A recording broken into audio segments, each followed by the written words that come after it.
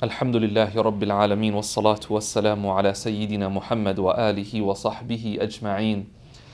Allahumma allimna ma yanfa'una wanfa'na bima 'allamtana wa zidna 'ilman wa 'amalan ya Rabbil Alameen, amma ba'd. So we're going through a book called When Hearing Becomes Listening by Shaykh Mikhail Smith. And the topic is prophetic listening. It's how can we improve our listening skills? How can we ensure that we understand people correctly, but also that we make people feel heard? Because that's really critical to all of our relationships. And the Prophet ﷺ was incredibly, divinely gifted at listening to people and thereby getting them to be receptive to him and listen to him. That's the key. That's one of the key messages from this book, is that the way that we listen to others will impact how people end up listening to us and how receptive they'll be to whatever we want to say.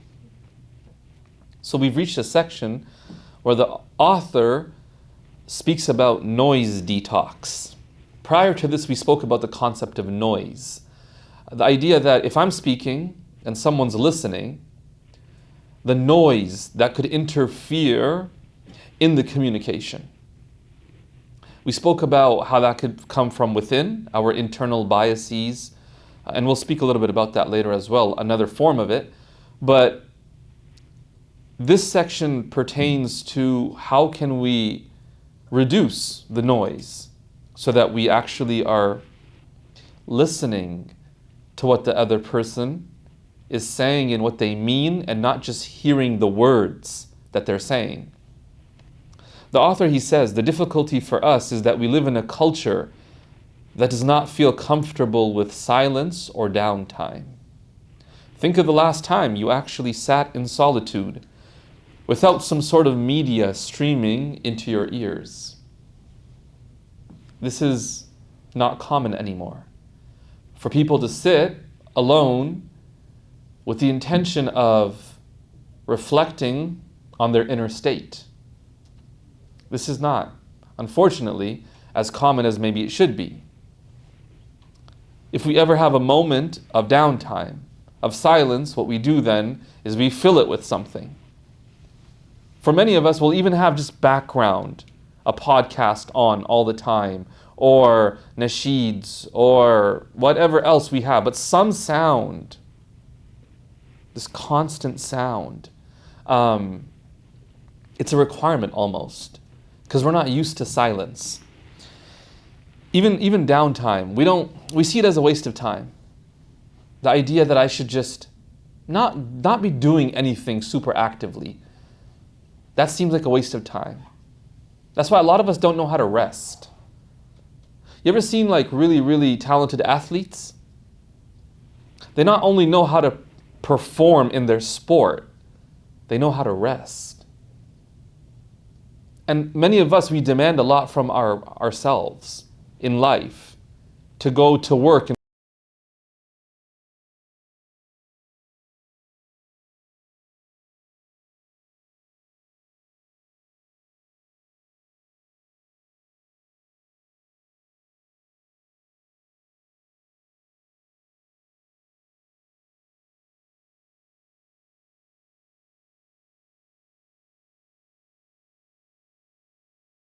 moments of rest. Now you might say, well, yeah, I do take out time. I'll sit there for like half an hour, but I don't know what to do. I feel weird. It's possible, and I'm really serious when I say this. It's possible for a person to sit for half an hour without constant thoughts running through their mind. For some of us, that doesn't even sound realistic. Like, what do you mean? What are you doing?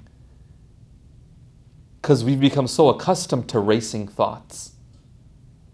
And so while physically we might slow down a little bit, we don't know how to mentally slow down. And if you don't know how to do that, it's not surprising then that you would be perpetually exhausted. It's not surprising. Because maybe you sleep as much as everybody else, 6, 7, 8 hours. But in the time that you're awake, the amount of activity that you have is more than the average person. This is why, again, what do you expect, or what have you accepted to be the norm? That's a question to ask. For some of us, we've accepted this as a norm. The norm is that I'm constantly anxious. I'm always thinking. And thinking's okay, but I'm overthinking. So I'll have a conversation and it can't just be a conversation. Because for the next 45 minutes to 1 hour, I have to think, ruminate over everything that was said. And whether or not I really hurt them or they hurt me, what did they mean by that? And we think. And it's exhausting. And the issue is not that you do it, the issue is that you think that it's normal. That this is like totally fine, and I've accepted this. That I can't do anything about it. And what I'm here to say is that no, you can. Absolutely, you can do it. It will take some unlearning. It will take some learning to regulate your nervous system. It will take practice. It'll take work, no doubt. But it's worth it. And I think each one of us, I'm hesitant to use the word we deserve, but it is something that every one of us should strive for. Now, this is relevant because the next point the author makes is he says, we live in a media-saturated world. From morning to evening, there's an endless source of external noise to entertain us. And this is new for us. I don't mean to sound old, but there was a time where you didn't have streaming media. So until the next episode came out, you couldn't watch the next episode. So you were kind of stuck. And then you get bored of watching the old episodes, if you recorded them. And so then what would you watch? And you'd be dependent on whatever they put out. Whatever's streaming in that moment. But now, if you think about it, technically, you can always watch something new at any time of the day. There's always something available. There's an endless source of external noise to entertain us. And some of you might say it's a good thing. Arguable. That's arguable. Is it really a good thing? For many of us, if we're honest, one of our issues is that we binge watch. And then we wonder why our sleep schedule's off. Like, I don't know, I'm really tired. Well, I wonder why. If there's always another show to watch, and the shows are designed to really keep you engaged, so you finish an episode and you can't wait to see what comes next. It's almost like, cliffhangers. It's almost like they're a thing. And so you're just waiting for the next episode. And so you watch the next one and the next one.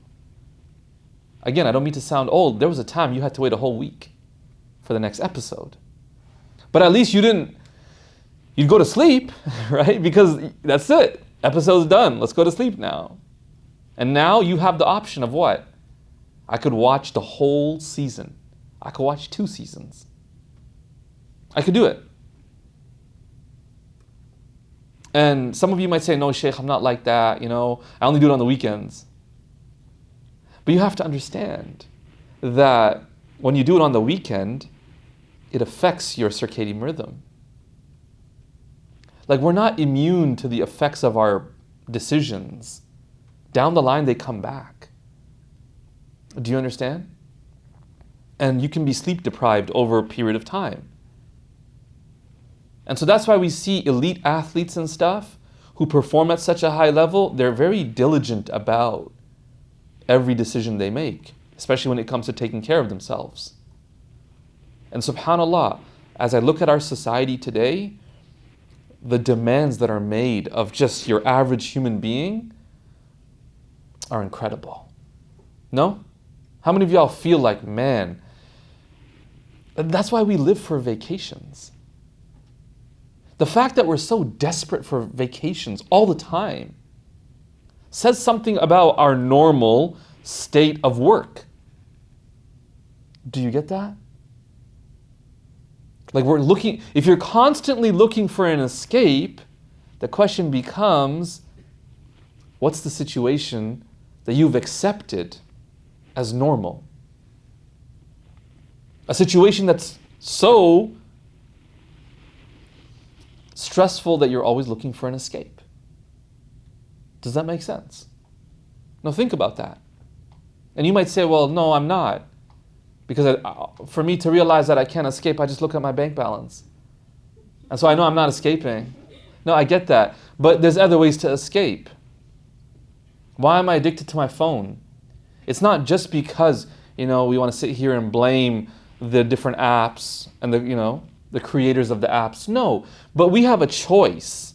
And it may not seem like it, but we have a choice to come home and pull out our phone. I mean, this is an interesting thing to think about. The idea that you come home and you sit in your car for half an hour before going inside. Why do we do that? Because I just need quiet. Again, I'm not trying to make it sound like you're just totally abnormal, but these are not normal behaviors. As in, you shouldn't have to do that. So, the author says, with this being the case, we have to be very proactive about protecting our minds, actively turning off the noise, or else we run the risk of losing our ability to connect to our own thoughts and feelings. So one issue is that with the constant stream of media, and there's just really a stressful life, all of that gives you things to think about all the time, right? But also, it's not just that I'm always thinking about things and stuff, it's that I'm also not paying attention to what's happening within me. He says we will feel the fires of rage within, but we won't be able to pinpoint the source. We will feel desires and passions, but we will fail to grasp the inner etiology of those emotions. The inner mechanisms, the underlying mechanism to these emotions. And think about that. And I'll share with you. I literally, for this reason, deleted, deactivated, whatever you want to call it, I deleted Twitter. Why? Because every tweet was rage bait. Is it not? How many of you find yourselves getting really, really upset when you read some tweet that pops up? If you're still on Twitter or Threads. How many of y'all? No? Okay, mashallah. Or you don't want to admit it. But that's how I used to be. I used to read it, I'd be like, what? Who says that? And then I'd be tempted to respond. And I'd be like, why am I responding? It's a waste of my time. And then I eventually had to ask myself, why am I exposing myself to this? I'm choosing to go on this and read this. And literally I'll walk away. Because sometimes when you read those comment sections too, or you think the world has gone to destruction. Because there's the types of things you read and you go, what's going on with humanity? But then it's funny because when you come out and talk to people, people are still normal. You're like, okay, alhamdulillah. It's not reflective necessarily of people, at least in public. But that's something to think about. The different, videos and stories and pictures, whatever it is that you consume, what is that doing for you inside? Do you get that? And one is in the moment. You watch something and in the moment you're triggered or something. And one is it stays with you in your mind. And so later on, you're just going through your day and you remember a video you watched earlier. And then what about the trains of thought? So you watch a video, it sets off a train of thought, why would people do that? And then you close the app, but you're still thinking, why would people do that? At least hey, remember that last time someone did something similar to me? Yeah, why did she do that? Or why would he say that? And then you're just going on, and then suddenly your mood's really, really negative. And then you don't know why. You're like, man, I'm just in a bad mood today. Are you just in a bad mood today? Do you understand what I'm trying to say here? Like, we can understand when there are triggers external to us. This person said this and immediately I noticed a change, right? This happened and immediately I noticed a change. But what happens when it's not immediate? Someone said something, or you watched something, or you read something, and that thing didn't trigger you, but it reminded you of something, which reminded you of something, which your train of thought led to getting to a point where you became really upset by the conclusion of your train of thought. Do you get that? How many of y'all have noticed how your thoughts can jump around? I mean, that's a sign. If your thoughts can jump, where are they jumping to? And so it's going to be hard to pinpoint though, like, why am I upset? The video itself may have been really heartwarming. But how could a heartwarming video make you upset? Exactly. Right? So you see a parent warmly embrace their child and really give them a lot of love. And your response is, why didn't my father do that for me? And now you start thinking about all the times where he didn't do it for you. And then you're thinking, and now you're just in a really upset mood. And you don't even know why. See, the thing is, he says, you won't be able to pinpoint the source because this is all happening without you realizing. Do you get that? And you're just going to walk away concluding, it's just a terrible day today. Really. Watch your thoughts. Watch your thoughts. And you can't watch your thoughts if what? If your thoughts are raging and racing. When water is like raging, you can't see through it. When it comes and it's still, you can see through and see clearly what's inside that water. Do you understand? Here's another thing. I've actually talked to people about this before where I say, like maybe take out some time and slow down. Just sit for a little bit, half an hour. You know what they say to me? They say, I'll fall asleep. If I just sit there and I'm not listening to something or actively being stimulated, I fall asleep. What would you say to that? What are your thoughts on that? Anyone? They're probably sleep deprived. They're probably exhausted. The fact that if I stop stimulating my mind, that if I just do it for half an hour, I fall asleep. And forget stimulating if it's not stimulating enough. If it's not stimulating enough, I'll fall asleep. I've talked to people who told me what? Man, if I read a book, I fall asleep. Like, Shaykh, I want to be a reader, man, but every time I open the book, I fall asleep. Yeah, it's not stimulating enough. And I'm serious. Again, the impact. I've noticed this with my children. Right? I've noticed this with my children. That if me and my wife, throughout the week, we don't give them like any electronics, no TV, no tablets, nothing. The way they're able to focus in their studies is incredible. And previously we used to try to control it like a little bit every day, but subhanallah. You would say like, okay, fine, but what's the big deal? If it's only for like an hour a day, right? Like what? The way their mind, number one, anticipates that hour. Oh man. You're trying to talk to them about math, and they're just like thinking about that 1 hour when I'm going to play my game. And then in that hour, obviously, that you're not getting anything else out of them. That's all they're going to be focused on. And afterwards, they're thinking about it. And they're thinking about tomorrow. But when they have 5 days where there's just nothing, then on Monday, they're not thinking about it because it's 5 days away. And these are little kids. We're just more advanced kids. Really. So it's really hard to go from the video that's designed to keep you hooked to looking back at your textbook. Yeah. It's very hard. Do you understand? And so we have to become more aware of, why do I turn to my phone?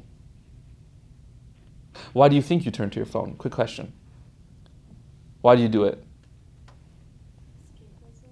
Escapism. Escapism. Okay, escaping from what? From reality. Okay, one is from reality. Yeah? Habit. Out of habit. The thing is, it's not always just out of habit.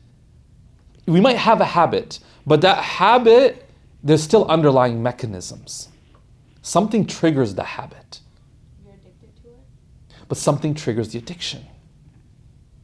Yeah. To stop overthinking about other things. Yes, escapism, escaping from your own thoughts, yeah.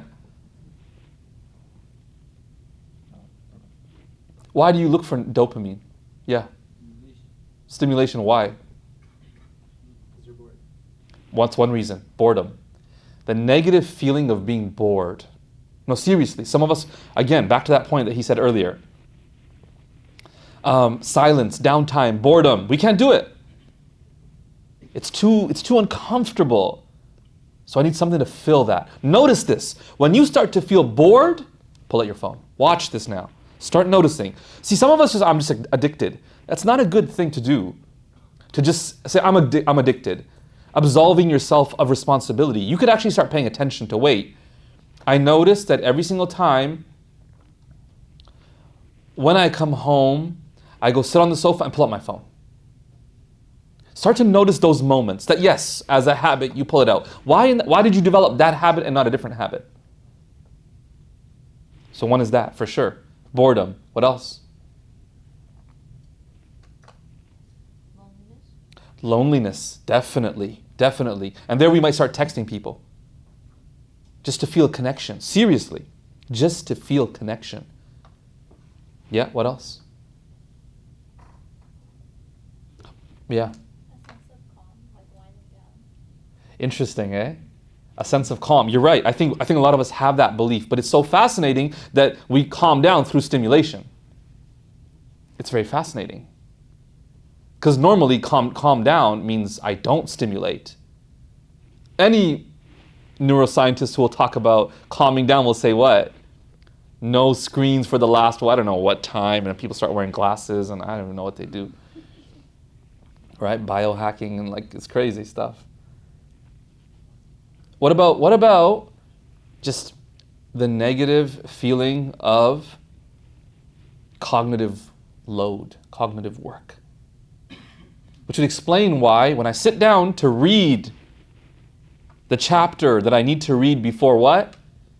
Before the lecture, or I need to sit down and start working on this thing, that's the time where I feel so inclined to pull out my phone. No? And that's where, I've talked about this before, procrastination is not merely lack of self-discipline, but procrastination is the inability to tolerate negative emotions. So we put off the work because of how we anticipate it'll make us feel. And we opt for the immediate, rush of dopamine, which will kind of make us feel good. Because you're feeling negative as you think about the work you have to do. Let me balance it out with a positive emotion by pulling out my phone. When you're fully engaged in enjoying something, you don't tend to pull out your phone. How many of y'all notice when you're on vacation and you're enjoying your time, you're probably not on your phone that much? How many of y'all notice that? Yeah. Because you're not bored. Because it's not cognitively too much for you. Does that make sense? So he goes, until a person slows down, they will lack the mental presence needed to understand and connect deeply to people around them. Slowing down. Here's another thing to watch out for. If we talk very fast, it's probably because we're thinking a lot. And if we're thinking a lot, it might be because we're very anxious. So you can actually reverse that by actively making an effort to slow down. Slowing your speech. Slowing how fast you do something. Does that make sense? Actively making an effort. And it's weird for some of us because it feels like I'm in slow motion. I'm not used to doing that. But in the process, you actually slow your nervous system down. And in that way, you're able to be there in the moment. In her book, The Sacred Art of Listening, The author writes, 3 qualities that are essential to deep listening are silence, reflection, and presence. Think about it. Throughout the day, we're rushing from one place to the next, always feeling that we have to be somewhere we aren't currently, or we're talking to someone other than the person in front of us. Right? We have to be somewhere that we aren't right now, or we need to be talking to someone other than the person right in front of us. So we find ourselves not mentally present, but rather rushing ahead to the next moment in life. In our attempts to be everywhere, we end up being nowhere. And by nowhere, I mean that we're never fully present in the moments we're living. Think about that.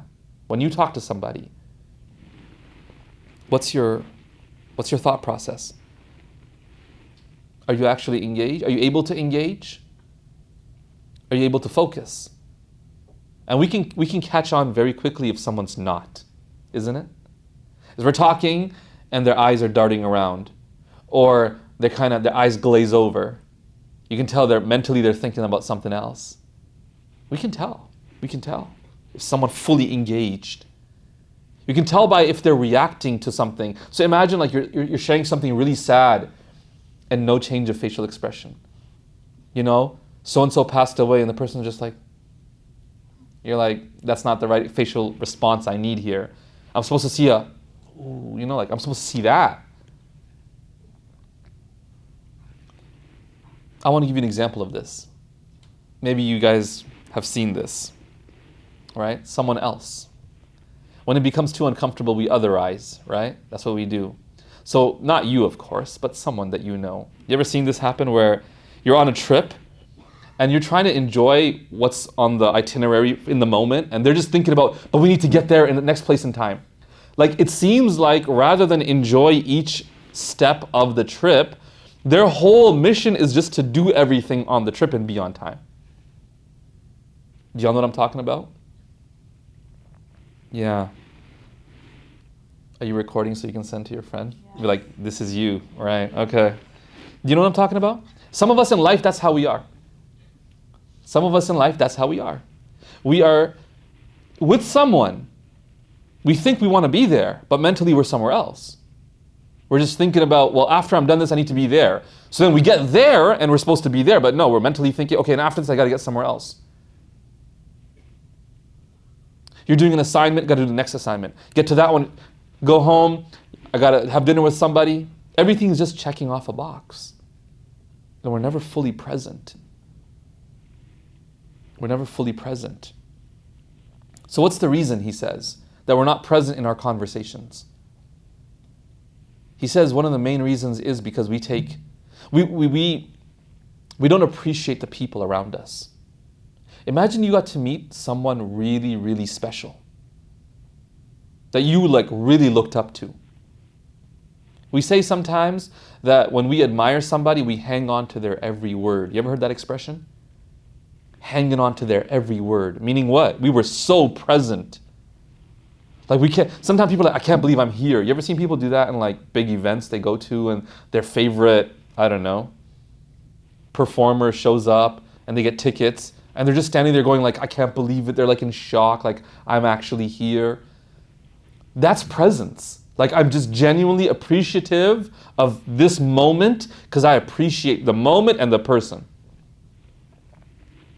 The author says, if we realize how special the people around us are, we will easily be able to give them our presence.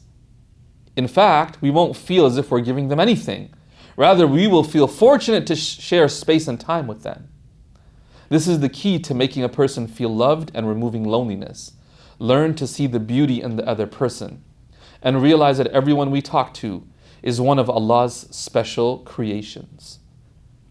And here, I could just quickly reference the example of the Prophet ﷺ, that he made people feel like they were the most beloved person to him in the way that he dealt with them. Who was the most special of creation? He ﷺ was the most special. And yet, in his interactions with people, he was able to see how special they were, to show them that much attention, and to make them feel as though they were the most beloved of people to him. And so imagine we made that our mission, is On a daily basis, everyone I interact with, my goal is to make them feel like they're the most important person to me. Look, not everyone can be the most important person. Of course, if you, in a hierarchical manner, only one person can be the most important. But you could treat people like they're the most important. You could treat people, and you don't even know what that would do for them. I'm serious. You don't know what that could do for them. Ask anybody who is in an industry where they have to work with humans at some level of intimacy. Whether it's cutting hair, whether it's working out, any position where you're working with them one-to-one, as in any type of, in much of the healthcare industry, you're working with a human, any position of vulnerability, right? And if you can give them attention, if you can really pay attention and really focus, the impact of that can go so far. Because we don't know with what emptiness they're coming to us. Do you get that? I think that the perfect example of this, like the perfect representation of what we're talking about here, is a counselor or a therapist. This is what they have to do. Is they have to just be so focused on that person to give them their utmost attention so that that person connects with them and feels safe, comfortable. And oftentimes that alone is incredibly healing. Think about just little children. It's the same thing. If you wanted to make a kid like you, what do? Tell me. You act like a kid. Okay, you act like a kid. Right. What else do you do? You play with them. Meaning what? You do what they want to do. Right? You do what they want to do. Right. What else? Give them attention. You give them attention. What else? You listen to their stories, even if it doesn't make sense. Right? You just listen to it. You talk about what they want to talk about. Like you're just there for them. And you could leave and they will not forget about you. No? Have you not seen that? Again, we're just big kids here. A lot of us, probably all of us, we're all just big kids here. That's what we are. And if someone gives us attention and really listens to us and does what we want to do, man, it means so much to us. Think about when you have a guest come to your house. How focused are you? And imagine we could translate that to our relationships outside. With children, let's look at this specific point here. Why is it so important to listen? Because there are levels to listening here. Imagine, and this is Shaykh Mikhail given an example of a child coming to their father saying, "Dad, did you know that there are 13 original colonies?" The level one response would be, "Yes, my son or my daughter, I knew that." So you answered the question, right? But wait, the second level would be that, wow, that's really interesting. So now you're not actually answering the question. Have you noticed that? You're not answering, the father's not saying, did he know or not? Because he recognizes that's not actually why they're asking. The father recognizes my child's not asking to find out if I knew that. Why is the child likely asking? What do you guys think? It's an expression children use, did you know? But they don't actually want to know if you knew. Yeah. They want to share their knowledge. They want to share their knowledge, absolutely. They want to show that they know. So, at level 2, you express emotions here and you say, wow, that's really interesting. Meaning I'm fully engaged. I think it's as interesting as you think it's interesting. Level 3 would be what? To engage even further. To say, really? That's so interesting. You're learning so much. I'm so proud of you. Tell me more. Where'd you learn that? And now you're telling the child, not only do I find this interesting, I want to hear more. I want to hear more. And yeah, the child will probably make sure that you hear more. I'm telling you, right? My son, mashallah, he will make sure that you hear more. MashaAllah. No, and we're the same. We're the same. We'll share something until we think, we'll pause. So we'll say, I had a really interesting day. And then we'll leave it at that. To see, are you really interested in what I'm about to say? And if the other person just goes, oh, that's cool. You're like, oh, you're not hearing nothing else. That's it, we're done. Right? But if they're like, oh, really? What happened? And now you're like, okay, fine, let's keep going. We're looking. People are not merely making statements for the sake of making statements. It's not just, what are you saying? It's to understand, why are you saying it? What do you need from this? Do you get that? So it's not hearing just the words. It's hearing the underlying message and trying to understand also, what does the other person need from me in this conversation? Which is why they're saying what they're saying. So why is it so hard to do that? It's because of this, expectations. Our greatest ally and worst enemy. We'll stop here, inshallah. We'll speak about this next week. And for those of you who are like, no, I need to binge watch this thing, right? You need to go buy the book. Yeah, that's what you need to do. You need to go buy the book, okay, inshallah? Let's all try to go and purchase the book and go through it ourselves. I'm summarizing points from the book. The actual benefit that you'll derive will be from actually reading the book and not falling asleep, right? So, inshallah, we can develop that ability. May Allah subhanahu wa ta'ala grant us the ability to really understand the role that we play in the lives of others. And in order to fulfill that role, may He give us the ability to work on ourselves, to be able to show up for ourselves, but especially for others. Ameen ya Rabbil Alameen. Wa sallallahu wa sallama wa barak ala Sayyidina Muhammad wa alihi wa sahbihi ajma'een. Walhamdulillahi Rabbil Alameen.